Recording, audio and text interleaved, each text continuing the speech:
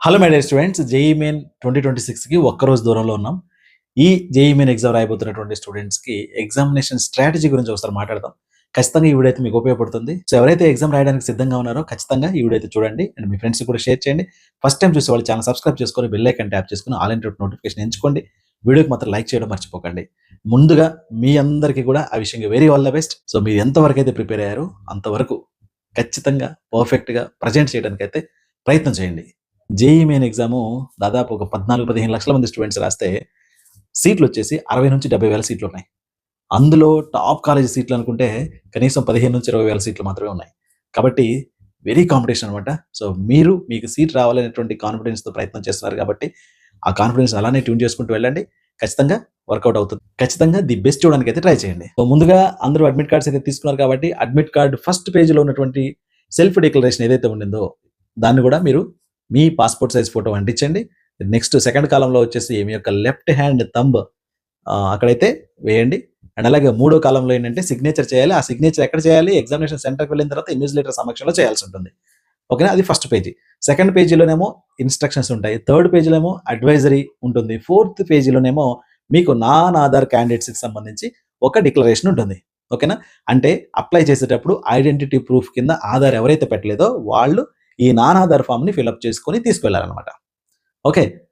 అర్థమవుతుంది కదా? సో ఇది అండ్ అలాగే మీరు ఎగ్జామినేషన్‌కి వెళ్ళేటప్పుడు ఈ 4 పేజీలతో పాటుగా రైట్ నేను చెప్పినట్టుగా పాస్‌పోర్ట్ సైజ్ ఫోటో అంటించండి. లెఫ్ట్ హ్యాండ్ థంబ్ ఇంప్రెషన్ ఎయండి. అండ్ సిగ్నేచర్ అక్కడికి వెళ్ళిన తర్వాత చేస్తారు. దానికి తోడుగా మీ ఐడెంటిటీ ప్రూఫ్ అయితే తీసుకెళ్ళండి. ఒకవేళ ఆధార్ కార్డే మీ ఐడెంటిటీ ప్రూఫ్ అయితే అందులో మిస్టేక్స్ ఉన్నా సరే పర్లేదు. మీ నేమ్ మ్యాచ్ అయితే సరిపోతుంది. దాని గురించి ఏం వరీ అవసరం లేదు. అండ్ అలాగే అదనంగా 2 పాస్‌పోర్ట్ సైజ్ ఫోటోస్ తీసుకెళ్ళండి. మీరు అప్లికేషన్‌లో ఏదైతే పెట్టారో అదే ఫోటో మీ యొక్క సెల్ఫ్ డిక్లరేషన్‌లో అంటిస్తారు. అండ్ అలాగే అదే ఫోటోని 2 ఫిజికల్‌గా తీసుకొని వెళ్తారు. అప్లికేషన్‌లో పెట్టిన ఫోటోలు మీ దగ్గర లేవు అనుకుందాం. అప్పుడేం చేయాలి? లేటెస్ట్‌గా ఫోటో అయితే దిగండి. అదే ఫోటో డిక్లరేషన్ అంటించండి. అవే ఫోటోస్ ఫిజికల్‌గా తీసుకెళ్ళండి. ఇంకా డ్రెస్ కోడ్ విషయంలో మీరు సింపుల్‌గా ఉన్నటువంటి లైట్ హాఫ్ స్లీవ్స్ అయితే వేసుకెళ్ళండి. ఎలాంటి షూస్ వేసుకెళ్ళకూడదు. స్లిప్పర్స్ గానీ, శాండిల్స్ గానీ వేసుకెళ్ళొచ్చు. అండ్ హెయిర్ బ్యాండ్స్ రబ్బర్‌వి గానీ, క్లాత్‌వి గానీ పెట్టుకెళ్ళండి. మెటల్స్ అయితే తీసుకెళ్ళొద్దు. మీకు ఒకవేళ అడ్మిట్ కార్డ్‌లో అప్లోడ్ చేసినటువంటి ఫోటోలో స్పెట్స్ ఉంటే మీరు స్పెట్స్ అయితే అన్‌డౌటెడ్‌గా తీసుకెళ్ళొచ్చు. ఒకవేళ కొత్తగా స్పెట్స్ తీసుకెళ్ళాలి. అడ్మిట్ కార్డ్‌లో మేము స్పెట్స్‌తో ఉన్నటువంటి ఫోటో లేదు. ఇప్పుడు తీసుకెళ్తున్నాం అనుకుంటే మాత్రం ఖచ్చితంగా డాక్టర్ యొక్క సర్టిఫికేట్ అయితే అవసరం. ఇంకా మీరు ఎవరైనా పీడబ్ల్యూడీ క్యాండిడేట్స్ ఉంటే మాత్రం పీడబ్ల్యూడీకి సంబంధించినటువంటి ఒరిజినల్ సర్టిఫికేట్ అయితే తీసుకెళ్లాల్సి ఉంటుంది. మరిన్ని డీటెయిల్స్ కావాలంటే మాత్రం దానికి సంబంధించి కంప్లీట్ ఒక వీడియో చేశాను. ఒకసారి చూడండి. కింద డిస్క్రిప్షన్‌లో ఇస్తాను. పైన ఐ కార్డ్స్‌లో కూడా ఇస్తాను. సో ఇక్కడ ఎగ్జామినేషన్ స్ట్రాటజీలో మనం మాట్లాడుకునేది ఏంటంటే ముఖ్యంగా ఎగ్జామినేషన్ ప్యాటర్న్.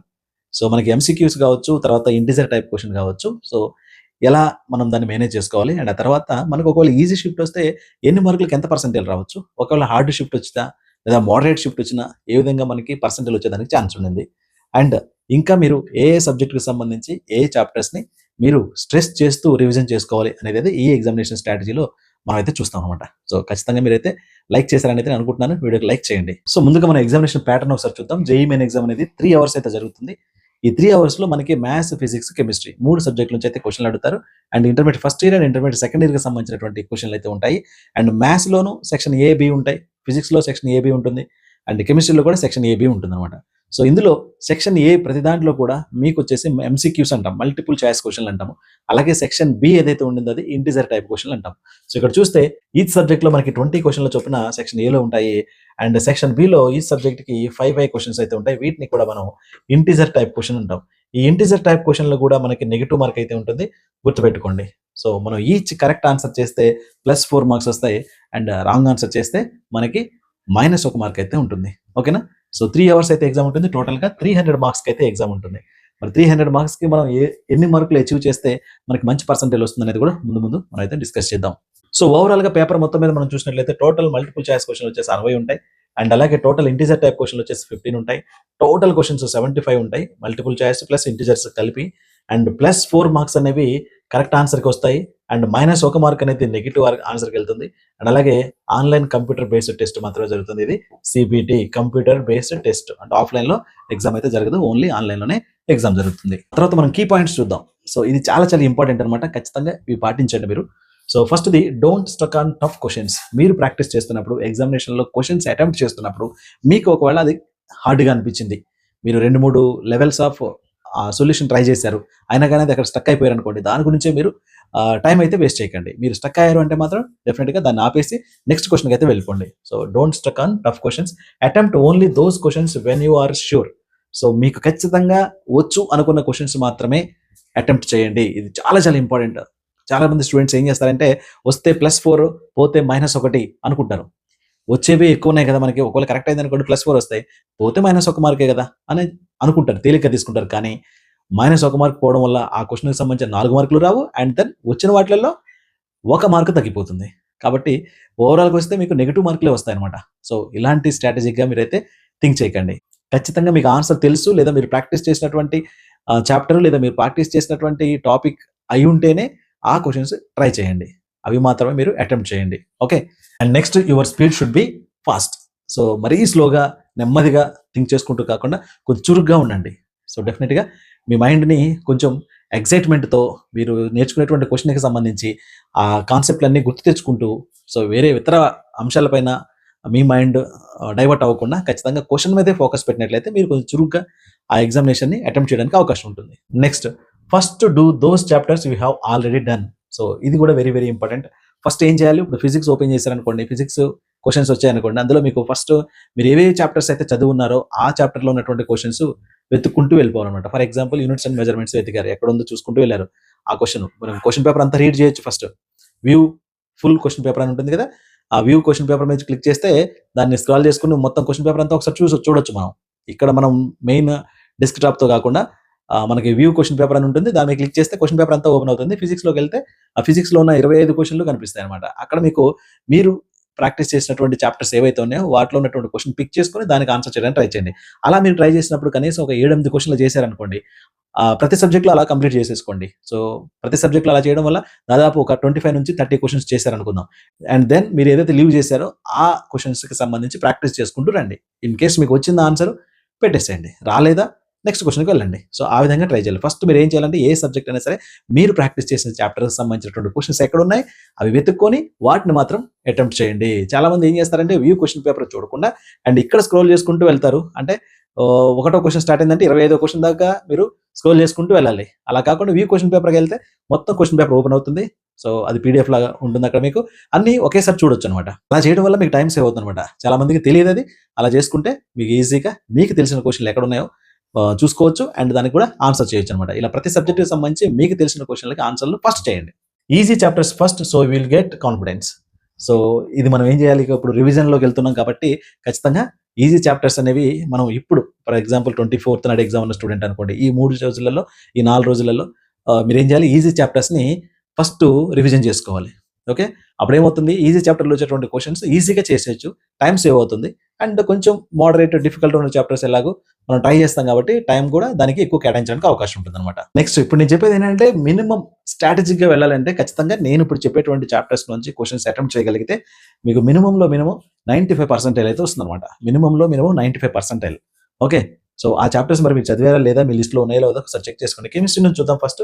కెమికల్ కైనెటిక్స్ మరి ఎంతమంది చేశారో లేదో చూసుకోండి. 1 నుంచి 2 క్వశ్చన్లు అయితే గ్యారంటీగా వస్తాయి. జనరల్ ఆర్గానిక్ కెమిస్ట్రీ GOC అంటాము, 1 to 2 క్వశ్చన్స్ వస్తాయి. కోఆర్డినేషన్ కాంపౌండ్స్ 2 క్వశ్చన్స్ వస్తాయి. And aldehydes, ketones and carboxylic acids ఇది వచ్చేసి 1 to 2 క్వశ్చన్స్ వస్తాయి. స్ట్రక్చర్ ఆఫ్ ఆటమ్ 1 క్వశ్చన్ వస్తుంది. అమైన్స్ 1 క్వశ్చన్ వస్తుంది. కెమికల్ బాండింగ్ 1 క్వశ్చన్ వస్తుంది. ఎలక్ట్రోకెమిస్ట్రీ 1 వస్తుంది. బయోమాలిక్యూల్స్ 1 వస్తుంది. D&F బ్లాక్ ఎలిమెంట్స్ 1 వస్తుంది. టోటల్ క్వశ్చన్స్ వచ్చి 11 to 14. ఇక్కడ మీరు టోటల్ మార్క్స్ వచ్చేసి 44 నుంచి 56. మినిమం 50 మార్క్స్ వచ్చినట్లయితే కెమిస్ట్రీలో మీకు 95+% దాకా వస్తుంది అనమాట. ఇన్ ద సేమ్ వే మనం ఫిజిక్స్ సంబంధించి చూద్దాం. ఫిజిక్స్ లో ఎలక్ట్రోస్టాటిక్స్ 1 నుంచి 2 క్వశ్చన్లు వస్తాయి. ఆప్టిక్స్ నుంచి 2 నుంచి 3 క్వశ్చన్లు వస్తాయి. మోడర్న్ ఫిజిక్స్ 2 నుంచి 3 వస్తాయి. అండ్ హీట్ అండ్ థర్మోడైనమిక్స్ నుంచి 2 నుంచి 3 వస్తాయి. యూనిట్స్ అండ్ మెజర్మెంట్స్ 1 నుంచి 2 షిఫ్ట్ బేస్డ్ అనమాట అది. అండ్ ప్రాపర్టీస్ ఆఫ్ మ్యాటర్ నుంచి 1 నుంచి 2 క్వశ్చన్లు వస్తాయి. Center of mass and rotational motion నుంచి 1 నుంచి 2 వస్తాయి. సెమీ కండక్టర్స్ 1 వస్తుంది. Laws of motion, work power energy 1 వస్తుంది. And magnetic effect of current 1 వస్తుంది. కరెంట్ ఎలక్ట్రిసిటీ 1 వస్తుంది. టోటల్ ఇక్కడ చూస్తే 14 to 21 questions, 56 to 84. Minimum 50 marks వేసుకున్నా సరే ఇక్కడ కూడా మీరు మంచి స్కోర్ చేసేదానికి ఛాన్స్ ఉంది. ఒకవేళ ఇందులో మీరు ఏమైనా చాప్టర్స్ చేసి ఉండకపోతే దాన్ని స్కిప్ చేసేయండి. ఇప్పటికిప్పుడే మీరు ఇవన్నీ కూడా మళ్ళీ రివిజన్ చేసుకోవడానికి, లేకపోతే ఇది నాకు రాలేదనేటువంటి ఫీలింగ్ మీలోకి తీసుకురాకండి. మీకు వచ్చినటువంటి చాప్టర్స్ ఏమున్నాయో వాటిని మాత్రం ఖచ్చితంగా రివిజన్ చేసుకోవడానికి ట్రై చేయండి. ఇకపోతే లాస్ట్ బట్ నాట్ లీస్ట్ మనం మ్యాథమెటిక్స్ చూద్దాం. సో మ్యాథ్స్ కి సంబంధించి sets and relations and functions 1-2 క్వశ్చన్లు వస్తాయి. మ్యాట్రిక్స్ అండ్ డిటర్మినెంట్స్ నుంచి 1-2 క్వశ్చన్లు, 3D జామెట్రీ 1-2 క్వశ్చన్లు వస్తాయి. సీక్వెన్స్ అండ్ సిరీస్ 1-2 వస్తాయి. లిమిట్స్, కంటిన్యూటీ అండ్ డిఫరెన్షియబిలిటీ వచ్చి 1-2 క్వశ్చన్స్ వస్తాయి.